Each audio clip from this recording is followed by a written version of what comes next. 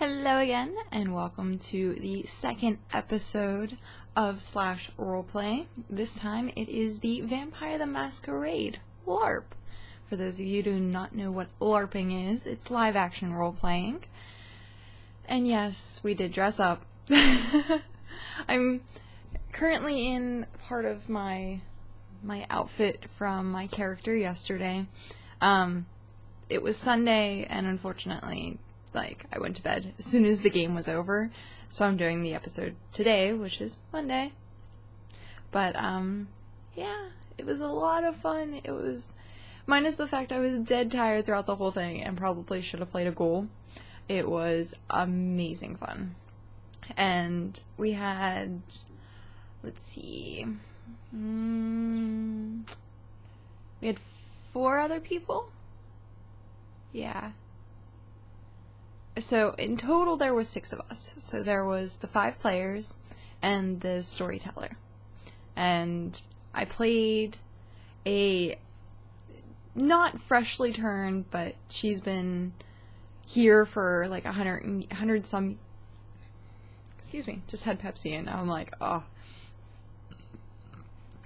you probably heard that. I'm so sorry. So sorry. So I played a pretty much 100-year-old vampire, and she's very still angsty teenage. She hates the world, very why am I here, what am I doing type thing. And then we had a Nazi vampire, which was hilarious. He spoke in a German accent the entire time. That he was playing as being hard of hearing, so every once in a while he'd go be like, what did you say? And it was amazing. And then we had a Russian Nosferatu who I can't do a Russian accent worth crap, so I'm it was hilarious the entire time. A lot of times, a lot of us were just, this is out of character, and we just die. We would be rolling on the floor just dying of laughter.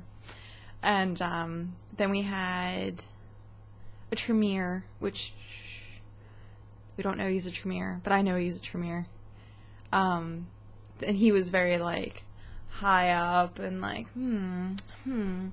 this is So it was it was amusing. Oh, and then we had a Bruja. So he was a wrestling Bruja, and he come in with wrestling gear on, not high school wrestling, more show wrestling, Raw and stuff like that. So he had knee pads on. It was really cool because the 3 of us, it was me, the Nazi Malkavian, and the Tremere were the people who went in and talked to people and did the front end stuff, and then the Bruja and then the Nazi was we're just gonna smash the door in. So, the beginning of the game, of course, we all get summons, and we are told that we're supposed to be at a certain location to meet the Prince of the City.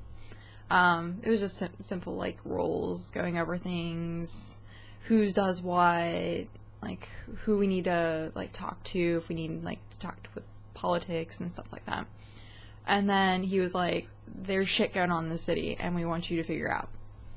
So he's pretty much being you guys are new and disposable, so you guys go do the dirty work, which was okay.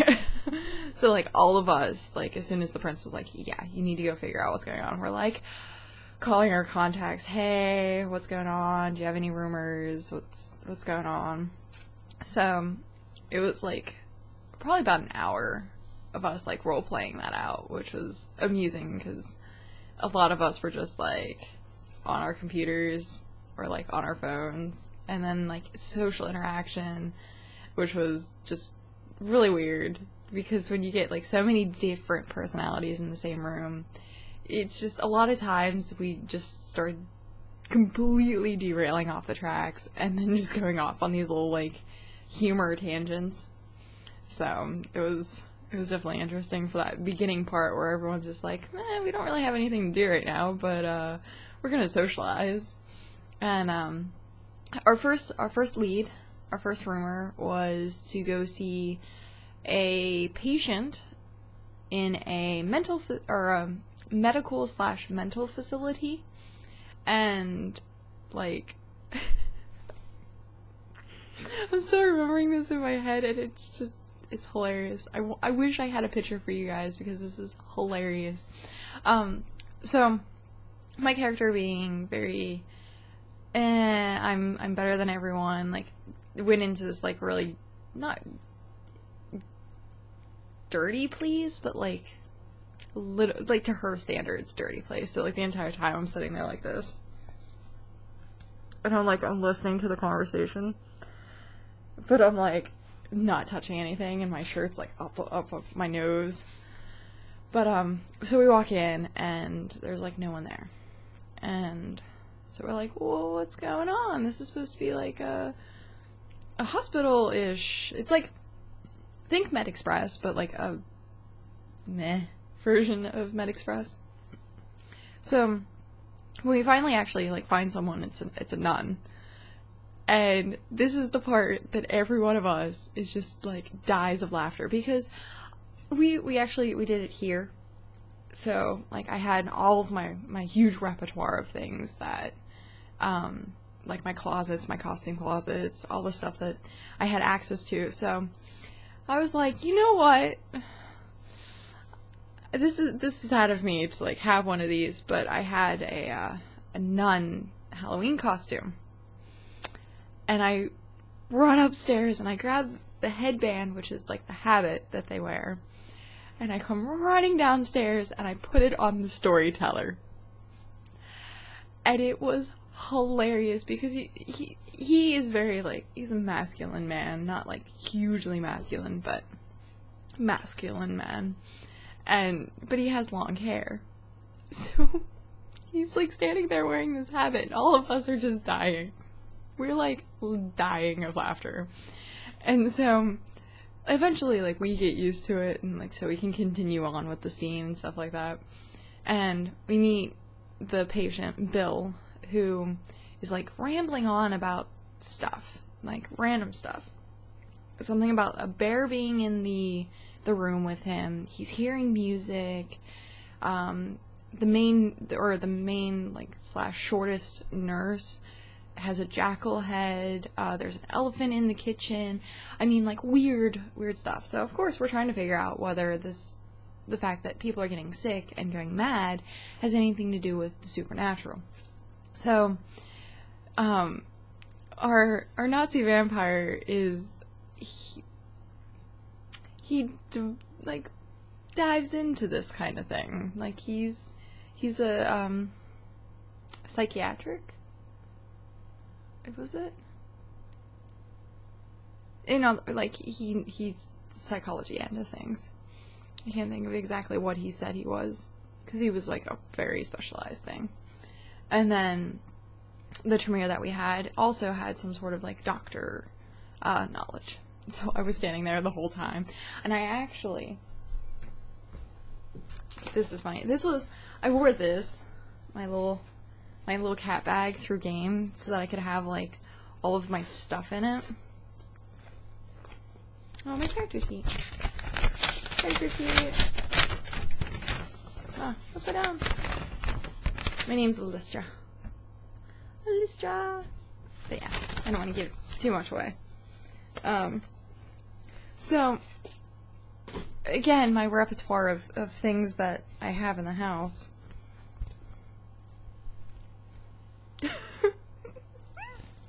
So the entire scene, I'm wearing this, and like the nurse comes over, instead of me holding my shirt up, I'm wearing this for the whole scene. And it was hilarious because like everyone's just kind of like, what is going on? Like we finished that scene, which actually didn't lead anywhere that we thought of, except for the Nazi giving the card to the patient and being like, hey, if you need anything, call me, I'll fix you up. So hopefully, cross our fingers, we get a lead on that. But we get back to the car, and I'm still like wearing this. And they're like, what's going on? But yeah, so that was like scene 1. well, actually, no, technically scene 2, because scene 1 would have been us talking to the prince. And then, the Bruja and the Nosferatu were actually off doing their own thing, and we didn't know about this. And so we're sitting in the car, and we're sitting in the car for like 20, 30 minutes. And keep in mind, this is like real life time. You run off of real life time. So we're sitting there for like 20, 30 minutes doing absolutely nothing. And then we were like, get a phone call. Hey, we are at the water treatment plant. And we're like, what the hell? What? And they're like, oh, we need a distraction. And so, of course, everyone, like, turns to me, because I'm the only female in the group, and I'm like, what? And so, like, we finally get to the water treatment plant, and I'm like, well, what's going on? Okay, so, like, do we have, like, who do we have? Like, what's the distraction require? Like, they have no information, like, what's going on? So I'm like, screw this. I walk in the front door. Now, keep in mind, I'm walking in the front door.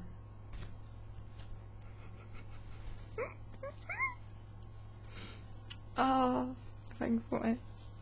I walk into the front door of a water treatment plant just like this. I'm like, no, I'm not here to rob you. It was awesome. It was just freaking awesome because the storyteller, for those of you who have LARPed before, the storyteller plays all the characters.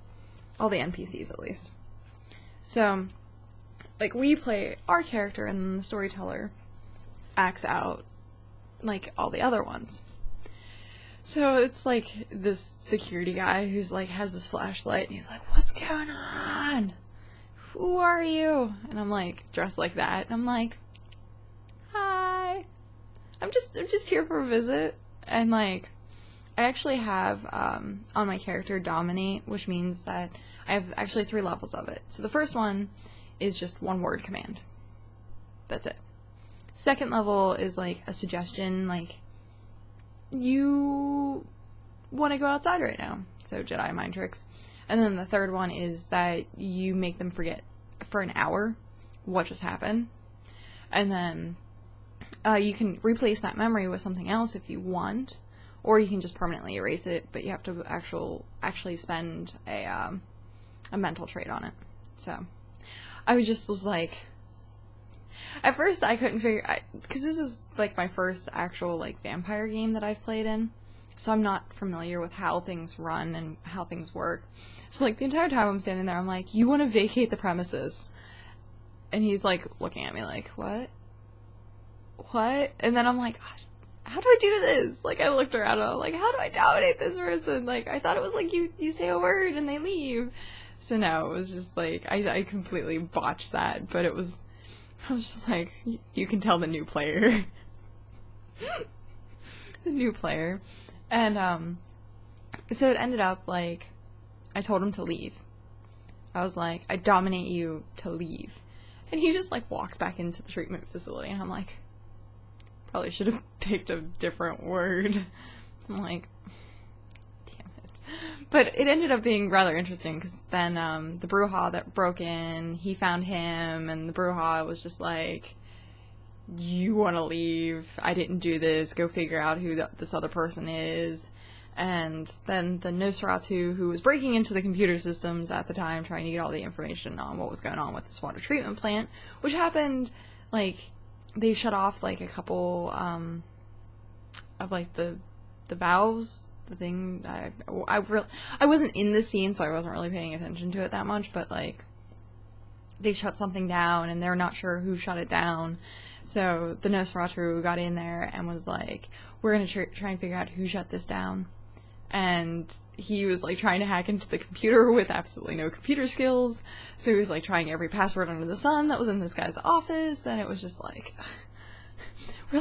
we sent him a text message, just take the hard drive, like, so he finally managed to get to the point where he was just like, I'm just gonna start going anything bowling, because the guy had bowling trophies, and it ended up being, like, Striker or something like that. And he got the information, but he didn't know how to, like, really extract the information because there wasn't anything in there except for, like, the guy's emails, which was all, like spam emails for Ensign and all that kind of happy stuff. So he's like, okay, well, I'll just make an email and forward all of his messages so he doesn't like receive any into that other email. And he set it all up, and we just kind of escaped out of there. And actually I was standing in the lobby because I was just like, seriously, told that guy to leave and he just left, and now he's inside the building. I'm just gonna stand here. So I was standing in the middle, and because the Nosferatu actually has obfuscate, so he was like, sneak, sneak, sneak, sneak, sneak, sneak, sneak, sneak, and he like put his arm around my shoulder, and it scared me half to death, and I just like fell to the floor, and I was like, ah! So he was like, yep, I just did that. And like we get to the car, and we all like grouped up again and was like, yeah, so we're just sitting here kind of like figuring out like what leads are gonna go on.